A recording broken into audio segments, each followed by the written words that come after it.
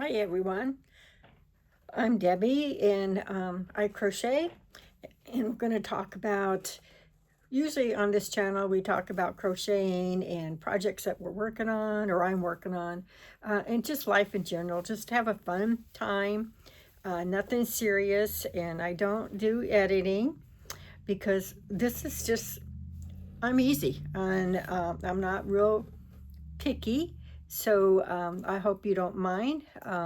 So to get going, we're going to have lots of stuff I want to talk about and show you.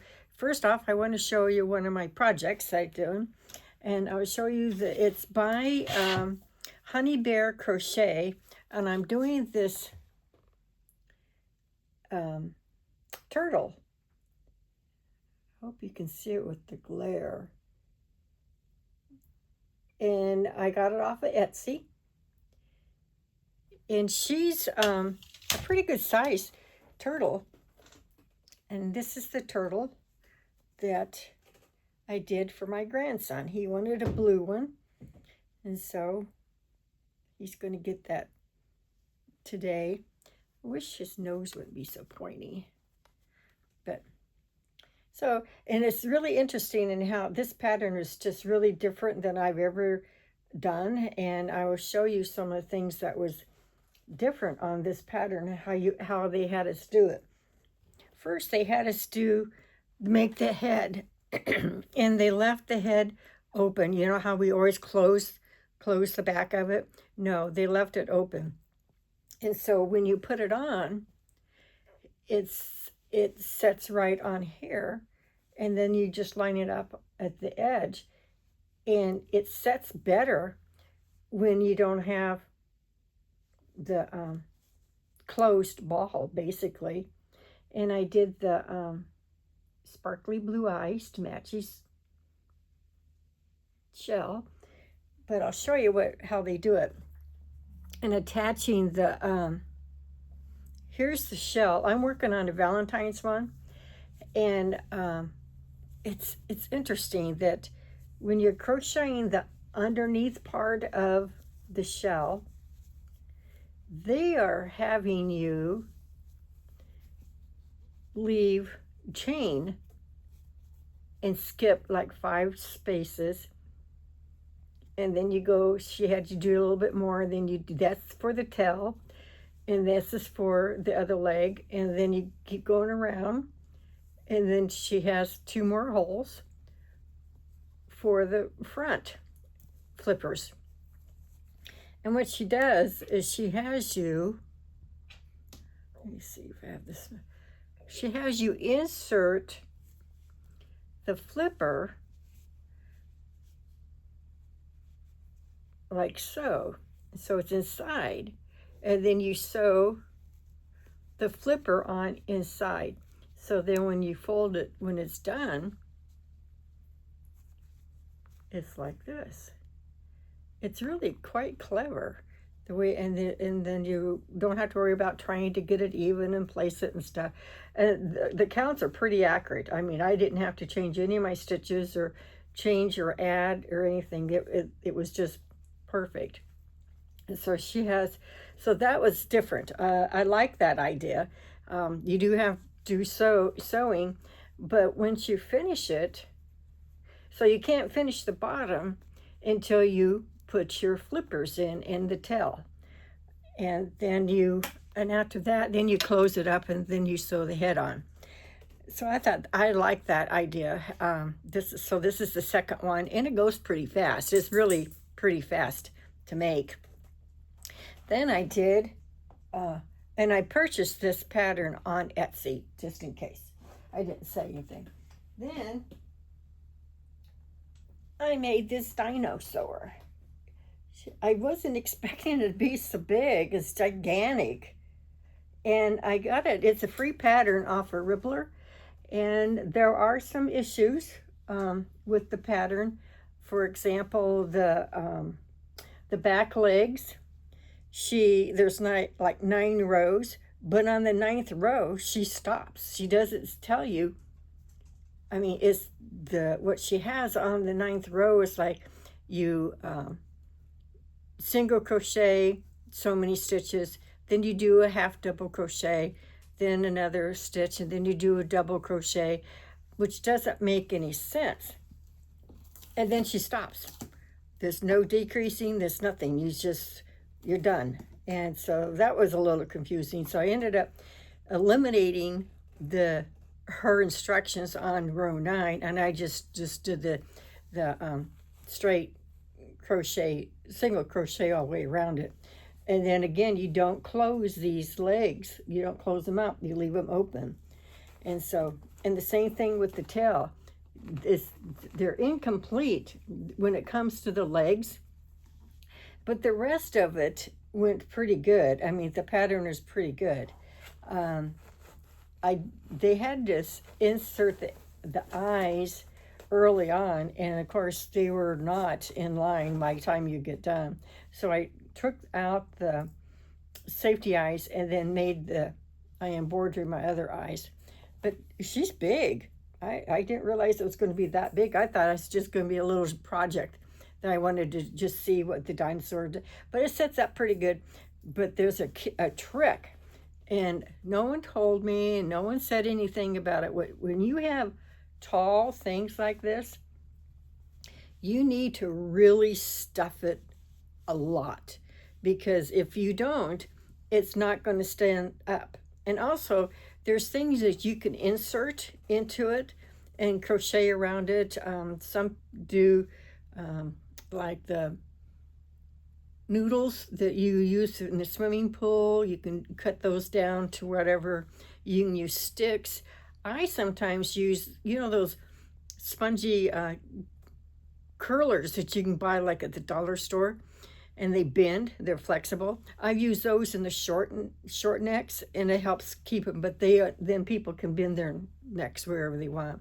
But the key is, if you don't want to add anything, you need to really stuff this super, super packed, or the head won't stay up. Mine's staying up pretty good. But I think I could have done a lot more. I think I could have done a lot more and not have so much trouble. Because sometimes it'll want to lean over a little bit, which is okay. But I like her. It's really soft. Of course, it's a 6 weight, and it's Premier's Chanel. So it's that one. That took me a couple days, because this Chanel, this yarn that I got from Premier, it's called Stash. And what it is, it's like they give you, I don't know if it's remnants at the end of their spools or whatever, but they give you a big ball of it. And it's a real good bargain. There's usually two of them, different colors, and you can pick the colors that you want in there. But this particular one, it's soft, but it is hard on your hands. It's really hard to see your stitches and to count them. So I'll be glad when I'm done with this pink, because this is the pink that I started using on that baby blanket, and I set and frogged it all out and wound them all back up and everything. So I have all this pink I need to use up, but my hands get tired real fast using this particular yarn because it drags on your hook. And so, but on the other Stash colors that I received, it's great. So I think it's just a hit and miss in what you're going to get. Then, oh, and I wanted to show you this. This is not a crochet thing, but I think it's so clever. She does this all the time. I have a friend, we call her Fancy Nancy. And when she gives a gift, I have a gift I have to do, and this is her gift bag. She buys her gift bags at the dollar store, but she always decorates it with stuff like at the dollar store. And she adds the butterfly. She added the butterfly, then she added this, and then she added their sparkles, and she does the same thing on her cards. But I think that is such a clever idea, because it does really make a difference in your packages. So it's just an idea. You can get all this stuff like at the dollar store, and it's sticky I use this on some of my cards that I make, but I usually end up having to glue it because it's not very good sticky stuff. But it was fun. I just thought I'd share that with you. Then I had to order some yarn, and I watched other channels, and people always show their yarn haul. So I've been dying to open this. And here's my box. It's not a real big box, but it's plenty. And I've been dying to see, I can't remember what I ordered. So I can't wait to get inside and see what I got. Let me see here. Let's see. Oh, I got Parfait Chunky, and this is almond butter. This is such a good color, a tan color for teddy bears, or you just want a lighter brown. And then I ran out of my gray. I love this. It is mushroom, and it's a soft gray. And then I love my bright yellows. I use a lot of my yellows, and I used that all up, so I had to order some of that. And then, and I don't know what I was thinking, I ordered some more blue. I have tons of blue, and this color is, let's see, what does it just say? Of course you can't see it, I got it all. But it's a pretty blue, that's for sure. But I have lots of blue. So, oh here, I can take it out. Let's see. The color is blue. But it's Premier's Parfait. And that's what I usually, 90% of my projects are Parfait, because I just like the softness, and it glides on my hook, and your hand doesn't get as tired. So I got the blue, and then I got this, and I've never, this is a really neat color, and it is called Classic Blue.